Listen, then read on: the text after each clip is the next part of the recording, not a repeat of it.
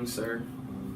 Just here this morning to interview you about your experience as an infantry officer, because I feel that you offer a unique perspective into what it's like in regards to the diversity of the infantry branch, and I think that your perspective can shed light on what integration in the future will look like for other minorities, and whether that be by gender or race. And so, to begin, I would like to ask you, how do you foresee the future of integration of women in the infantry? I think it's going to continue as it is right now. I don't think there's anything that's going to stop it. It's just a matter of the culture evolving. Right? It is something new, just like the integration of African Americans and so on. It was new, but we're going to do it. Yes, sir. And how do you think that the integration of women in Ranger School affects that culture of being like in the infantry branch? We're all required to do it. So women are going to be required to do it, and then at some point we've got to look beyond women going to Ranger School and look at it as soldiers. It is a requirement for infantry soldiers. And what would you say, what challenge would you say was the hardest to overcome? As an infantry, thus far? Just like hardest challenge to overcome. I think it's always evolving. I think leadership is a very challenging thing. So oftentimes you're leading organizations, and for myself, and people who don't look like me at all. I mean, you look at my platoon right there on the board, and you can see, how many people look like me. So it's always a challenge to learn and let them know that you care about them. You care about them because you care about where they come from, the things they struggle about, and so on, and that you're just out there trying to build a winning team and winning culture. Yes, sir. Do you have any closing thoughts on anything in regards to what do you see your future as when you go back, and what impact, what legacy you want to leave behind? Yeah, in the here and now, I want more of us, especially in the African American community, minorities in general, to go combat arms, right? Because there are a lack of us out there. But I think to change the narrative and to even make it feel more inclusive, we need more. We need more to branch there. And I think we hit some historic numbers in regard to infantry officers this year. 25, 16 straight and 6 branch detail. And that's huge. We won't realize that for probably another 15 or 20 years as they rise through the ranks. So, it starts here. This is one of the places it starts at the number one military academy in the world. And I want to, while I'm here at least, motivate as many people as we can. And when we get back out in the force, be a leader who's innovative, creative, and able to adjust in an environment that's constantly changing. Okay. I'm Eva Gold. I'm from Pittsburgh, Pennsylvania. Here at West Point, I'm a firstie. I'm an economics and Chinese major. I just branched infantry this fall. Excited about that. So, what type of challenges do you foresee in becoming an infantry officer?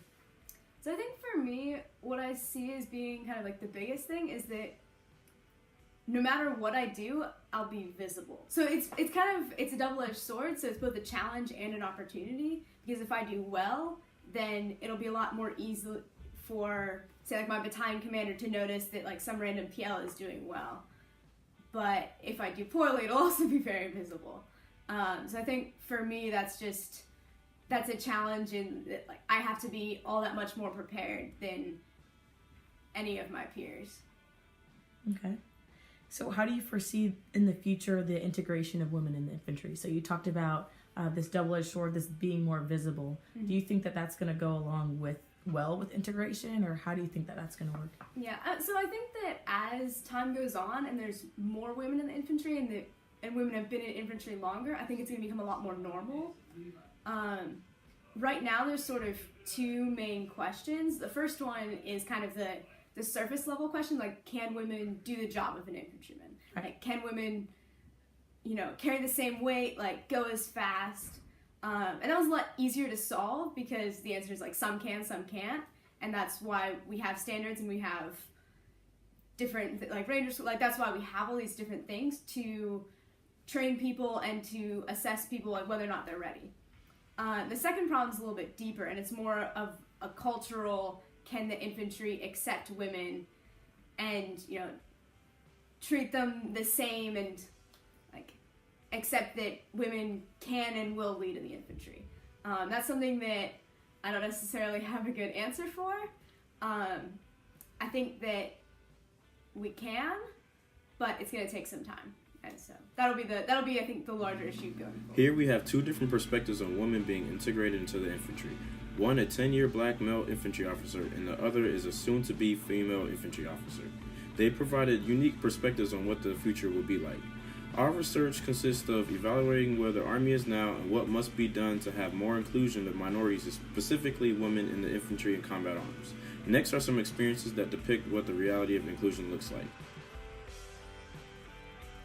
All right, sir. Would you like explain to me an initial leadership experience, like taking out your platoon for the first time, like you might have had as an infantry officer? Yes, for sure. So there was a lot, right? And I wanted to get to know the soldiers too. So I sat down with my platoon sergeant, and here it is after all this time you talked about at West Point. What do you do the first time you get there? And I realized that, you know, he's been with the platoon for so long. You know, what can I do in an initial council and tell somebody with all this experience? And essentially all I did was tell him my principles, the values that were important to me, communication, integrity, discipline, fitness, you know, both physically and mentally.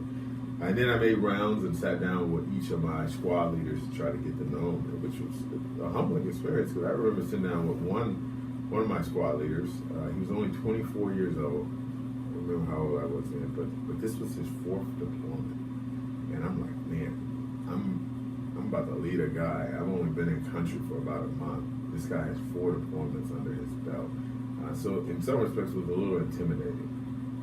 But you know, I put everything that I've learned here and throughout training together and just demonstrated care. And I led. And I had a great time out there.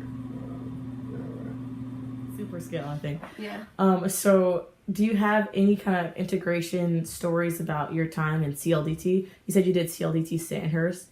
Were there any sort of issues that you found there as far as, you know, interacting with an entire platoon, only 5 females, things like that? Did people acknowledge you? Yeah, so I did the CLDT Sandhurst. So we had a platoon of about 40 of us Americans in with a British company. 5 of us were women, so I was the only one in my squad. And honestly, like, I didn't even notice it. I think I noticed more the fact that I did it as a cow and most of the other people were firsties. And so I was the PL for, like, the planning PL for the first mission.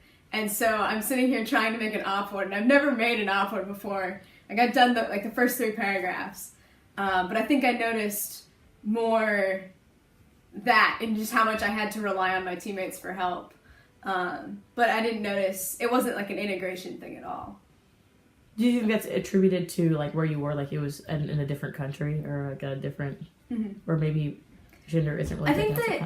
I think that whenever you get to a circumstance where like you kind of strip away a lot of outside things and you're just there, you're doing your job, the people next to you are doing their job, and you're relying on each other to be successful, then I think that's when the integration issues start to fall away, because you realize at the end of the day that you're trying to get to the same place and both of you are on the same team. That's awesome. Thanks.